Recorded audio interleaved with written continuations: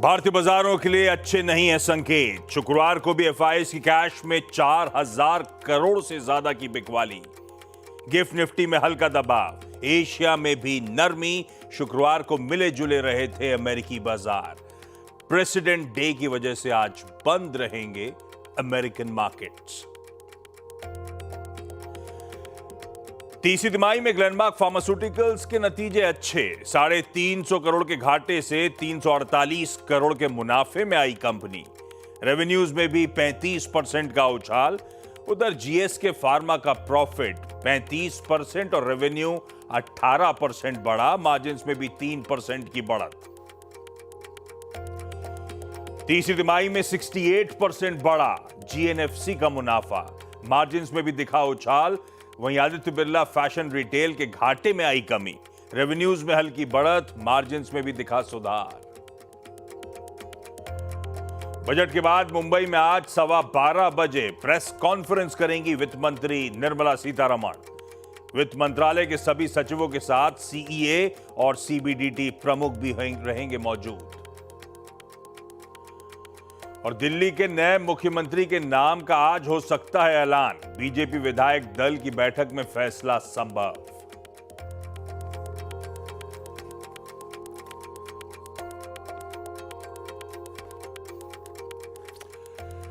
चलिए भाई, सोमवार की सुबह और इस नए हफ्ते की शुरुआत इस उम्मीद के साथ कि सब कुछ अच्छा होगा, बुराई पे अच्छाई की जीत होगी, बुल्स जागेंगे, जोश में आएंगे और कुछ करके दिखाएंगे।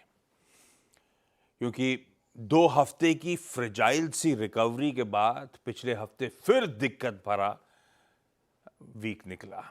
ये देखिए आपकी स्क्रीन्स पे वीक ऑन वीक परफॉर्मेंसेस हैं पिछले 5 वीक्स के निफ्टी के। 1 फरवरी वाले वीक एंडेड में तो फिर भी तगड़ा उछाल था, उसके बाद मामला फिर गड़बड़ाना शुरू हुआ है। और दिक्कत पिछला पूरा हफ्ता 5 दिन भारतीय बाजार दबाव में कामकाज करते हुए नजर आए। इनफैक्ट सिर्फ पिछले हफ्ते नहीं, ये फ्राइडे का trading session back to back 8th straight trading session था जब भारतीय बाजारों में दबाव के साथ कामकाज हुआ है। दबाव झेलते चले गए। और इन 8 दिनों के इंडेक्स के समीकरण पहले आपकी स्क्रीन पे रखता हूं। निफ्टी तो अपन ने बार्स में देखा था, 3.4% 8 दिनों में दबाव। मिड कैप्स 7.25% इन 8 ट्रेडिंग सेशंस में हल्का हो गया। और स्मॉल कैप्स तो ऑलमोस्ट 9% की गिरावट। 8 ट्रेडिंग सेशंस में 9% स्मॉल कैप इंडेक्स दबाव में। यह हाल बना दिया है। और सिर्फ भारत का अंडर परफॉर्मेंस है। अच्छा, टेक्निकली तो 27 सितंबर 2024 से दबाव की शुरुआत हुई थी। वहां से लेता तो गलत होता, क्योंकि हमारा दबाव ज्यादा दिखता। मैंने इस साल और इस फरवरी में हमारे मार्केट्स को ग्लोब के सारे इंपॉर्टेंट मार्केट से कंपेयर करके रख दिया है। सारे दुनिया भर के प्रोमिनेंट मार्केट्स, एशिया से लेके यूएस से लेके इवन यूरोप के मार्केट्स, सब में सबसे तगड़ा अंडर परफॉर्मेंस हमारे भारतीय बाजारों का। सबसे ज्यादा पिटाई हमारे भारतीय बाजार झेल रहे हैं। बल्कि हैंगसेंग वगैरह तो तगड़े उछाल, बहुत तगड़े उछाल के साथ कामकाज कर रहे हैं इन दोनों टाइम फ्रेम्स में। यह है इंडिया का अंडर परफॉर्मेंस ग्लोब के तमाम प्रोमिनेंट मार्केट्स के सामने। बहुत दिक्कतें हैं और संभल नहीं पा रहे हैं। एक और डेटा, एक इंटरेस्टिंग रिपोर्ट वीकेंड पे देख रहा था। हमारा मार्केट कैपिटलाइजेशन $4 ट्रिलियन के मार्क के नीचे स्लिप हुआ है। 3.99 ट्रिलियन पे आया है। 14 महीने में पहली बार $4 ट्रिलियन के नीचे स्लिप हुए हैं। और जो हाईस थे 5.14 ट्रिलियन के, वहां से 22.5% हमारा मार्केट कैप, ओवरऑल मार्केट का कैपिटलाइजेशन करेक्ट हो चुका है। 22.5%। तो इंडेक्सेस मत देखिए, यह है असल बाजार का पेन। यह दिखा रहा है किस तरह की वीकनेस, किस तरह की बियर ट्रेजेक्टरी पर, बियरों की गिरफ्त में भारतीय बाजार इस समय नजर आ रहे हैं। तो ग्लोब का underperformance, 22-22.5% market capitalisation erode होना, इस तरह का पेन है हमारे लिए। ये प्योरली मूड रिफ्लेक्ट कर रहा है आपकी स्क्रीन पे। खैर, एक बार फ्राइडे का सेशन भी रख देता हूं। शुरुआत ठीक ठाक हुई थी, इन ग्रीन शुरुआत हुई थी, 100 पॉइंट ऊपर, 102 पॉइंट ऊपर। पर शुरुआती ट्रेड में ही, सेशन के अर्ली पार्ट में ही स्लिप हुए। वो 102 पॉइंट ऊपर वाला 257 पॉइंट्स, कह लीजिए 100 पॉइंट ऊपर वाला 250 पॉइंट नीचे तक स्लिप होता हुआ नजर आया था। हाँ, वो तो सेशन में लैटर पार्ट में कह लीजिए जाते जाते एक डिसेंट सी रिकवरी मैनेज कर ली, समीकरण थोड़े बहुत ठीक ठाक रहे, फिर भी 102 पॉइंट की कमजोरी के साथ सेशन क्लोज किया। वोलेटिलिटी है, अनसर्टेनिटी है और वीकनेस कंटिन्यू करती हुई। आज के गिफ्ट निफ्टी के संकेत भी स्क्रीन पर आ जाएंगे। फ्लैट इन रेड भारतीय बाजार कामकाज की शुरुआत करेंगे। 16 पॉइंट के दबाव के साथ गिफ्ट निफ्टी इंडिकेट कर रहा है हमारी शुरुआत होनी है। ग्लोब का मूड वगैरह सब मैं आगे बता दूंगा। व्यू से जानेंगे कैसे निफ्टी बैंक पे आज हमें मंडे के दिन स्ट्रैटेजाइज करना है, और उसके बाद सारे स्टॉक्स न्यूज कंचन से जानेंगे। अच्छा, ग्लोब से आऊं, पहले अपनी बात कर लीजिए। सुना है जब ये आ रहे थे ऑफिस तो गाड़ी सीधी चल नहीं रही थी रोड पे। नहीं। भाई साहब गजब, और सुबह सुबह सारे फैमिली ग्रुप्स में मेरे हल्ला मचा हुआ है। इस तरह का फील नहीं करा, खिड़कियां खड़खड़ाई, इस तरह का अर्थ को एक सुबह सुबह। आशीष, मैं बताऊं, गुड मॉर्निंग पहले तो, कि भूकंप तो पहले भी आए हैं, ठीक है ना। नेपाल का था, पाकिस्तान का था, एपिसेंटर जब होते थे, अफगानिस्तान का था। अर्थक्वेक में, हाँ अफगानिस्तान में। इस अर्थक्वेक में डिफरेंस ये था कि एपिसेंटर दिल्ली था। मेरे को याद नहीं था लास्ट टाइम कब था एपिसेंटर दिल्ली। एपिसेंटर होने का क्या मतलब होता है? वो वाइब्रेशंस, वो आवाज़, वो डराने वाली थी। लिटरली नेपाल का भूकंप आया था, ये बिल्डिंग ऐसे हिल रही थी, लेकिन आज का भूकंप डिफरेंट था। वाइब्रेशंस और वो आवाज़ डिफरेंट थी, डराने वाला था, यकीन मानिए। इसकी ध्यान रखिए भाई आप लोग। हाँ, ये आज वाला तो सही में पैनिक कर गया है। जितने भी चैट ग्रुप्स हैं उसमें ऐसी फील हो रहा था दिल्ली वालों के। खैर, ग्लोब के समीकरण दिखाता हूं। गिफ्ट निफ्टी सबड्यूट से शुरुआत करने के इंडिकेशंस देता हुआ एशिया मिला जुला कामकाज। लाइए क्विकली स्क्रीन पे मूव करिए चीजों को। ये एशिया आपके सामने मिला जुला। वीकेंड पे जो यूएस का हैंडओवर था वो भी मिला जुला है। डाउ 1/3% दबाव, नैस्डैक 0.5% के आसपास की मजबूती। आज सुबह के फ्यूचर्स में मत जाइए क्योंकि अभी तो वहां पे कोई खास कामकाज ही नहीं है। यूएस के मार्केट्स आज शाम को कामकाज नहीं करेंगे वॉशिंगटन बर्थडे के चलते। यूएस एक्सटेंडेड वीकेंड एंजॉय कर रहा होगा। वो मिला जुला सेशन फ्राइडे का आपकी स्क्रीन पर था। डाउ गिरा, नैस्डैक चला। फ्राइडे को दरअसल रिटेल सेल्स के यूएस में नंबर्स आए। हाँ, नंबर्स तो कमजोर थे। 0% के आसपास की एक्सपेक्टेशन के सामने -0.9% रिटेल सेल्स जनवरी की आई। पर उस डिक्लाइन का, उस खराब नंबर का बहुत ज्यादा असर ये नहीं कहना चाहिए कि यूएस के मार्केट्स में नजर आया। ठीक था, सबड्यूट सा सेशन था। एक्सटेंडेड वीकेंड से पहले वो ऐसे ही ट्रेड हुआ। पर पिछला हफ्ता इंटरेस्टिंग रहा। डाउ 0.5% से ज्यादा उछला, एसएनपी में 1.5%, नैस्डैक में 2.5% के आसपास का वीक ऑन वीक उछाल। अपन तो धुल रहे थे, वीक ऑन वीक मैंने दिखाया था कुछ देर पहले। यूएस में तीनों बेंचमार्क्स बढ़िया मजबूती के साथ ट्रेड कर रहे थे, और सेंटिमेंट सुधरे इसीलिए थे क्योंकि ज्यादा क्लैरिटी आती हुई प्रेसिडेंट डोनाल्ड ट्रंप के टैरिफ प्लान को लेकर, क्योंकि उन्होंने 1 अप्रैल की डेट पहले ही स्पेसिफाई कर दी थी, तो क्लैरिटी आई, उससे एक रिलीफ प्ले आउट हुआ। दूसरा इंपॉर्टेंट डेटा पिछले हफ्ते आया था, इन्फ्लेशन का प्रिंट। पहले तो सीपीआई खराब लग रहा था, पर वो पीपीआई यानी कि wholesale inflation month on month cool off हुआ, थोड़ा कॉन्फिडेंस बढ़ा। इनफैक्ट मैं पढ़ रहा था वो जो सीपीआई के नंबर्स आए थे उसके इंटरनल्स भी इंकरेजिंग है। वो पार्ट ऑफ द सीपीआई जहां पे पर्सनल कंजम्पशन एक्सपेंडिचर की कुछ रीडिंग्स मिलती हो, वहां पे कूल ऑफ हो रहा है। पीसीई के नंबर्स इस महीने के एंड में आने हैं, उन नंबर्स को फेड देखता है, ना कि ये सीपीआई और पीपीआई। तो पर्सनल कंजम्पशन एक्सपेंडिचर की होप्स ये हैं कि वो कूल ऑफ हो रहा होगा या बेहतर प्रिंट इस महीने के एंड में आ रहा होगा। ये रीडिंग थी इन्फ्लेशन की डेटा की। तो टैरिफ और इन्फ्लेशन की रीडिंग दोनों थोड़े से इंकरेजिंग थे, इसलिए पिछला हफ्ता फिर भी बेहतर करता हुआ नजर आया। अच्छा, डेटा तो और भी आया। जनवरी का आईआईपी आया, एस्टिमेट से कहीं बेहतर। यूएस में 0.9% बढ़ने की बात हुई थी, 2% साल दर साल बढ़ा। कैपेसिटी यूटिलाइजेशन इंच अप करे, 77.4% से बढ़ के 77.8%। मिला जुला data, retail sales cool off हो रही थी, ये सब डेटा जनवरी के बेहतर आ रहे थे। कैपेसिटी यूटिलाइजेशन हो, इंडस्ट्रियल प्रोडक्शन हो, तो इसी तरह मिला जुला कामकाज यूएस में हुआ। अब इंटरेस्टिंग एक है अपडेट रशिया और यूक्रेन को लेकर। जियोपॉलिटिक्स पे उतरी है, ये तो हो गई यूएस की कहानी।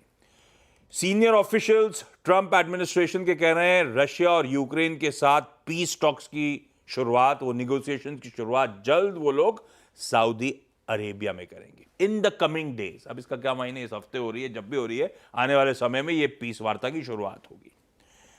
2022 फरवरी से जब वो रशिया ने यूक्रेन को इन्वेड करा था, टाइम ऐसे भागता है, 2 साल हो गए भाई साहब।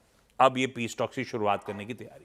दूसरी तरफ इजराइल और हमास, उससे भी पॉजिटिव डेवलपमेंट सैटरडे को आ रहे थे। वीकेंड के अपडेट्स, हमास ने इजराइल के 3 हॉस्टेजेस को रिलीज करा, उधर इजरायली फोर्सेस ने भी कई सारे प्रिजनर्स को रिलीज करा, तो सीज फायर शायद काम कर रहा है। Geopolitical cool off clearly evident है। अब आइए एक और इंपॉर्टेंट चीज, ट्रंप और टैरिफ, जिस पे पूरी दुनिया की हमेशा नजरें लगी रहती हैं।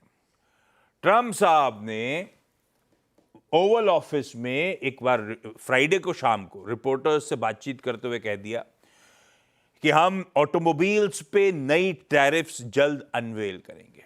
2 अप्रैल के आसपास ऑटो स्पेस पे टैरिफ्स लगाने की तैयारी। अब वो खैर रेसिप्रोकल टैरिफ्स भी मेरे ख्याल से उसी समय इंप्लीमेंट हो रही होंगी, तो उसमें ऑटो भी कहां बच रहा होगा, तो ठीक है, पर ये बयान उनकी तरफ से आता हुआ स्पेसिफिकली ऑटोमोबाइल टैरिफ्स को लेकर। अपने को थोड़ा सा घबराने की बात है। अपने ज़्यादा तो जो सादा बड़े एक्सपोर्टर्स हैं यूएस को, मेरे ख्याल से दक्षिण कोरिया हुआ, जापान हुआ, यूरोपियन कुछ कंट्रीज हुई, उनके लिए ज़्यादा बड़ा सरदर्द हो जाता है। पर इस बीच एक अपडेट, ये शायद थर्सडे को आया था नोटिफिकेशन टैरिफ एडजस्टमेंट का, पर तूल पकड़ा ये फ्राइडे ऑनवर्ड्स। तो बता देता हूं, भारत ने बोरबॉन विस्कीज के इंपोर्ट्स पे ड्यूटी रिड्यूस कर दी, 150% से 100% कर दी। बाकी सारी इंपोर्टेड लिकर्स की अदर कंट्रीज से तो ऊपर ही रहेगी 150% पे। सिर्फ बोरबॉन, जैसे स्कॉच होती है सिर्फ स्कॉटलैंड की, बोरबॉन होती है सिर्फ यूएस की, तो लार्जली सिर्फ यूएस को बेनिफिट पहुंचाने की कोशिश हो रही है, जिम बीन वगैरह जैसे ब्रांड्स को। तो सिलेक्टिवली यूएस पे हम लोग पहले बजट में कुछ अनाउंस कर चुके थे, अब ये भी हम कर रहे हैं। तो इंपोर्टेड लिकर पे टैरिफ रिडक्शन तो इंडिया धीरे धीरे कर रहा है। वो कितना ट्रम्प साहब को खुश कर पाएंगे पता नहीं। सुबह सुबह जापान के नंबर्स आ गए, जीडीपी बढ़िया है, एक्सपेक्टेशन थी 0.3% बढ़ने की, 0.7% जापान का जीडीपी इंच अप करता हुआ बढ़िया एक्सपोर्ट्स में जंप था। खैर, जापान का मार्केट एक बार दिखा दीजिएगा इस समय कैसा मूड दिखा रहा है। वो निकेई खुद भी फ्लैट है वैसे। यह है ग्लोब के समीकरण। क्विकली चला जाए वीरू के पास समझने के लिए कि इस तरह की वॉलेटिलिटी जो भारतीय बाजारों में पेन दिख रहा है, इस बीच अपनी रणनीति क्या हो। वीरू, क्या अप्रोच रखें निफ्टी बैंक की आज के लिए? आशीष, देखिए पिछले सेशन में भी बात यही हुई थी कि RS1 जब तक बाइसेक्ट नहीं हो रहा है सेल करिए, अभी तक कन्विक्शन नहीं है। वही 23,123, 23,060 वहीं खुला और खुलते ही कोलैप्स। मिड सेशन में कोलैप्स ज़्यादा सिवियर था आशीष, हालांकि हमने जाते जाते डिफेंड कर लिया 22,800 को। अब उसको कितनी इंपॉर्टेंस दें कितनी नहीं मेरे को नहीं मालूम, बट थोड़ी बहुत लास्ट में कवरिंग थी, तो इंडेक्स तो आपको आशीष नजर आएगा ठीक ठाक। बट यकीन मानिए डेरिवेटिव्स में अगर आप स्टॉक फ्यूचर्स को देखते ना आशीष, क्या गजब की शॉर्टिंग, मतलब सिर्फ इक्का दुक्का स्टॉक्स को छोड़ दें तो सब में short short short short collapse. बहुत सारे स्टॉक्स आशीष आप बिलीव नहीं करेंगे अब 200 वीक एक्सपोनेंशियल मूविंग एवरेज पे आ गए, तो पेन बहुत ज़्यादा है। इंस्टीट्यूशन से शुरुआत करते हैं आज के सेशन की। एफआईएस ने एक बार फिर से कैश की सेलिंग जो उनकी है उसकी तीव्रता काफ़ी बढ़ गई है। 4364 करोड़ रुपए की डीआईएस की बैंक, एफआईएस का करीब इतना ही सेल 4300 करोड़ रुपए का। फिर आइए आप उनके जरा इंडेक्स के आंकड़े पे। इंडेक्स पे उन्होंने शॉर्ट्स पे कैपिटलाइज करना शुरू कर दिया है। 859 करोड़ का इंडेक्स बेचा, 6268 कॉन्ट्रैक्ट शॉर्ट। अब मीन्स कि उनके जो नेट शॉर्ट के स्टैट्स हैं और जो वो डायग्राम है वो फिर कैपिटलाइज होते हुए करीब 1,90,000 शॉर्ट कॉन्ट्रैक्ट पहुंच चुका है, और 1,90,000 एक थ्रेशोल्ड पॉइंट होता है, याद रखिएगा। अमूमन इसके बाद उनके शॉर्ट्स और बढ़ते हैं। अब प्लेसमेंट देखिए इंडेक्स की कैसी है। एफआईएस ने जो शेयरिंग करी और जिस लेवल पे हम क्लोज हुए 23,000 को सरेंडर करने के बाद, अब क्या हुआ 23,000 पे, 23,100 पे, 23,200 पे, यहाँ पे कॉल आइटर्स भी हैं, बहुत स्ट्रॉन्ग कॉल आइटर्स भी हैं। आउटस्टैंडिंग वाई करीब 1.5 करोड़ के हैं इस 3 पॉइंट्स पे, और नीचे इसके अगेंस्ट आशीष आप ही देख लीजिए स्क्रीन पे, पुट राइटर्स के पास कन्विक्शन नहीं है। बट हाँ, एक बात है, अब 2 पॉइंट्स हैं पुट्स की जहां पे कंसंट्रेशन है। इट्स 22,800 एंड 22,500, यानी 22,800 और उसके बाद सिर्फ 22,500। और आप देख सकते हैं आपकी स्क्रीन पे little bit of conviction at 22,800, then strong call writers at 23,200। मेरी अप्रोच क्या रहेगी? लेबर्स लेके आइए RS1 पे। देखिए, जब तक ये रेजिस्टेंस नंबर 1 23,041 और 23,109 बाइसेक्ट नहीं हो रहा है, अगेन सेल ऑन राइज। लेकिन याद रखिएगा, सेल की भी जोन अच्छे होने चाहिए, बेस 1 से दूर होना चाहिए। RS1 के अगेंस्ट के नीचे सेल। और एक बात यहां पे और ड्रॉ कर देता हूं, RS1 अगर बाइसेक्ट होता है तो a temporary short covering swing towards 23202 and 267, ये ट्रेजेक्टरी तक पॉसिबल तब है कि आप एक थ्रस्ट जनरेट करेंगे टुवर्ड्स शॉर्ट टर्म एवरेजेस। ये जो 202 267 है, ये 10-20 डिमा की जोन है। बट अगेन, जब तक ये बड़ा रेजिस्टेंस भी कटेगा नहीं, major trend, major trade sell का ही होगा। बट एक temporary relief towards RS2 is possible if we bisect RS1 on the higher side. RS1 के नीचे इट्स कोलैप्स, मतलब सेल का ट्रेड रहेगा, सेल और राइज का ट्रेड रहेगा। हाँ, कंसिडरिंग कि 22,800 की पुट अभी भी सब्सटेंशियल OI होल्ड करती है, आपको बेस 1 पे हमेशा अपने रेट को चेक करना है। बट इस बार अगर हम ड्यूरिंग द डे या फिर ऑन क्लोजिंग बेसिस सेटल होते हैं आशीष, अगर बेस 1 के नीचे, देन जो ट्रेजेक्टरी है 653 की, वो निफ्टी पर ओपन हो जाएगी। यह निफ्टी बैंक आपकी स्क्रीन पे आएगा। मात्र एक ICICI बैंक को छोड़ के तमाम स्टॉक फ्यूचर्स में शॉर्टिंग। PSU ज्यादा पेन में आशीष under the leadership of State Bank of India. और आपकी स्क्रीन पे जब पिरामिड्स आएंगे, क्लियरली विजिबल है कि दो बातें, 49,500 पे कॉल राइटर्स हैं, 4900 पे कॉल राइटर्स भी हैं, लेकिन अभी भी 4900 का पुट राइटर उसने एग्जिट नहीं किया है, strong put writing in levels पे है। लेके आइए RS1 क्या है? ये है कॉल राइटर्स का जोन और ये है falling 10 falling 20 day exponential moving average. इसके नीचे सेल ट्रेड। लेकिन जैसे कि मैंने निफ्टी के केस में पिक्चर ड्रॉ करी थी, अगर RS1 बाइसेक्ट होता है तो एक temporary short cover, a short-lived short covering towards 49896 and 5059 and 141, जहां पे कुछ बड़े एवरेजेस प्लेस्ड है, पॉसिबल है। बट RS1 के नीचे आशीष इट्स सेल प्राइस। जब भी हम सेल करेंगे, टारगेट रखेंगे हम बेस 1 को, दैट्स 48,690 एट 810। याद रखिएगा, चार्ट्स पे निफ्टी बैंक के 48,690 सबसे इंटरेस्टिंग लेवल है आज के लिए। ये कोलैप्स हुआ, then test of base 2 looks possible. आशीष,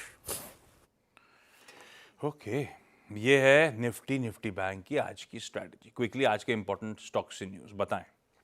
जी, शुरुआत करते हैं ग्लेनमार्क फार्मा के साथ। यहाँ पे हमें क्वार्टर 3 के नेट प्रॉफिट में अच्छी खासी एक स्मार्ट रिकवरी देखने को मिली है। कंपनी का जो लॉस है वो यहाँ पे कम होता हुआ दिखाई दिया है। इसके साथ ही साथ अगर रेवेन्यू की बात करी जाए तो यहाँ पे 35% का इजाफा देखा गया है। एबिटा भी यहाँ पे बढ़ता हुआ दिखाई दिया है और साथ ही साथ मार्जिन भी एक्सपैंड होते हुए दिखाई दिए हैं। बेसिकली इनकी जो फॉर्मुलेशन सेगमेंट है वहाँ पे अच्छी ग्रोथ रही है। यूरोपियन बिजनेस ने साल दर साल अच्छी परफॉर्मेंस दिखाई है और रेस्ट ऑफ द वर्ल्ड से भी जो डिमांड है वो स्टेडी साइड पे देखने को मिली है। ABFRL के अगर हम नंबर्स की बात करें तो जो इनका नेट लॉस है वो हमें नैरो होता हुआ दिखाई दिया है। रेवेन्यू में बढ़त देखी गई है और साथ ही साथ जो मार्जिन है वो भी यहाँ पे हमें एक्सपैंड होते हुए दिखाई दिए हैं। अक्रॉस द पोर्टफोलियो की बात करें तो जो डिमांड है वो काफी ज्यादा स्ट्रॉन्गर साइड में रही है और जो इनका इस टाइम पे फोकस है वो बेसिकली जो इनके प्रीमियम सेगमेंट है, प्रीमियम ब्रांड्स है, उसको और भी ज्यादा एक्सपैंड करने का है और साथ ही साथ डिजिटल फर्स्ट ऑफरिंग को जो है वो ड्राइव करने का है। गुजरात नर्मला वैली फर्टिलाइजर्स के नंबर देखे जाए तो नेट प्रॉफिट में हमें करीबन 68% का उछाल देखने को मिला है, लेकिन जो कंपनी का रेवेन्यू है वो साल दर साल हमें 9% गिरता हुआ दिखाई दिया है। लेकिन ऑपरेशनल नंबर अगेन यहाँ पे पॉजिटिव साइड में दिखाई दिए हैं। GSK फार्मा के नंबर देखे जाए तो नंबर अच्छे साइड पे हमें देखने को मिला है। कंपनी का जो नेट प्रॉफिट है उसमें करीबन 35% का इजाफा आया है। रेवेन्यू यहाँ पे हमें 18% बढ़ता हुआ दिखाई दिया है। एबिटा और मार्जिन्स दोनों में ही हमें अच्छी खासी ग्रोथ देखने को मिली है। जो इनके की प्रोडक्ट पोर्टफोलियो है वहाँ पे भी स्ट्रॉन्ग डिमांड देखी गई है और जो इनके फ्लैगशिप ब्रांड्स है वहाँ पे भी देखा जा रहा है कि जो मार्केट शेयर है वो कहीं ना कहीं गेन होता हुआ नजर आ रहा है। लेकिन बोरोसिल रिन्यूएबल के नंबर देखें तो नंबर हमें यहाँ पे खराब देखने को मिले हैं, बिकॉज जो इनका नेट लॉस है वो और भी ज्यादा बढ़ता हुआ दिखाई दे रहा है। रेवेन्यू हालांकि थोड़ा बहुत बड़ा है, लेकिन ऑपरेशनल नंबर यहाँ पे अगेन हमें थोड़े से स्लगिश साइड पे आते हुए दिखाई दिए हैं। ऑपरेशनल नंबर स्लगिश साइड में है, उनके साथ ही साथ जो इनका यूरोपियन बिजनेस है वहां पे भी हमें जो डिमांड है वो काफी ज्यादा धीमी देखने को मिल रही है, जिसके चलते पूरे के पूरे कंपनी की प्रॉफिटेबिलिटी में डेंट पड़ा है। और जो इनका सोलर फोटोवोल्टिक मॉड्यूल्स है वहां पे भी हमें एक शार्प डिक्लाइन देखने को मिला है। बजाज कंज्यूमर केयर के नंबर देखे जाए तो ये भी हमें नेगेटिव साइड में देखने को मिले हैं। कंपनी के नेट प्रॉफिट में करीबन 30% की कटौती कटौती आती हुई दिखाई दी है। रेवेन्यू, एबिटा और मार्जिन तीनों ही फ्रंट में नंबर यहां पे हमें स्लो डाउन होते हुए दिखाई दिए हैं। इसके साथ ही साथ बोर्ड ने एक share purchase cum shareholder agreement को अप्रूव कर दिया है to acquire 100% equity in the Vishal personal care. Utkarsh small finance bank की बात करें तो यहाँ पे कंपनी का जो घाटा है वो बढ़ता हुआ दिखाई दिया है। 168 करोड़ पे घाटा उभर के आया है। कंपनी की जो नेट इंटरेस्ट इनकम है, अगेन ये भी यहाँ पे हमें धीमी होती हुई दिखाई दी है। प्रोविजंस बढ़ रहे हैं, ग्रॉस एनपीए बढ़ रहा है, साथ ही साथ कंपनी की जो नॉन परफॉर्मिंग एसेट है वहां पे भी बढ़ोतरी देखने को मिली है। बिल्कुल ठीक। ब्रेक लेंगे, ब्रेक के उस पर आज का इवेंट्स कैलेंडर और साथ साथ कमोडिटी स्ट्रैटेजी।